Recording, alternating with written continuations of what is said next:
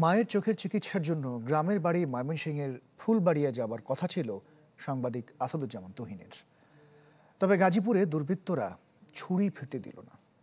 গাজীপুরে দুর্বৃত্তের ছুরি তাকে ফিরতে দিল না, ফিরল তুহিনের নিথর দেহ। সন্ধ্যায় গ্রামের বাড়িতে তাকে দাফন করা হয়। ৮ আগস্ট শুক্রবার ময়মনসিংহে গ্রামের বাড়িতে থাকার কথা তুহিনের। খাবার খাবে বাবা মায়ের সাথে। ফেরার সময় বৃদ্ধ মাকে নিয়ে যাবেন গাজীপুরে, করানো হবে চোখের অপারেশন।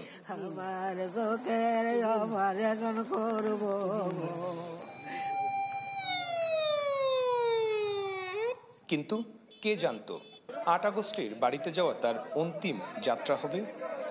আমার বাড়ি লয়ে যাবো, চোখের চিকিৎসা করবো। আমার ভাইয়ের এই অবস্থা হইলো,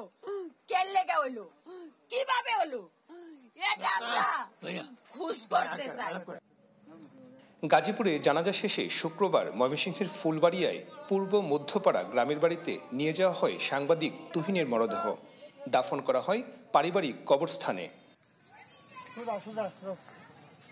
আমাদের এমনই দুর্ভাগ্য বা আমরা এমনই হতভাগা যে উনি আজকে নিজের জন্য আসতেছেন, ওনাকে আমাদের নিয়ে আসতে হচ্ছে, লাশ হয়ে উনি বাড়িতে আসতেছে। এত মানুষের সামনে এভাবে একটা লোককে কুপিয়ে মারবে, কোনো লোক এগিয়ে আসলো না।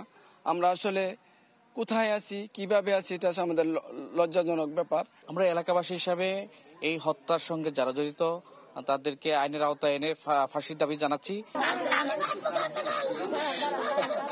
২০০৫ সাল থেকে গাজীপুরে পরিবার নিয়ে বাস করছে তুহিন। ঔষধ ব্যবসার পাশাপাশি বছর ৩ ধরে কাজ করছেন একটি জাতীয় দৈনিকের স্টাফ রিপোর্টার হিসেবে। স্ত্রী ও 2 সন্তান আছে তুহিনের। অস্ত্রের মহড়ার ভিডিও ধারণকে কেন্দ্র করে বৃহস্পতিবার রাতে গাজীপুরে সন্ত্রাসীরা কুপিয়ে হত্যা করে সাংবাদিক তুহিনকে। এই হত্যার মূল কারণ অনুসন্ধান করছে পুলিশ। সুলতান মাহমুদ কনিক, চ্যানেল 24, ময়মনসিংহ।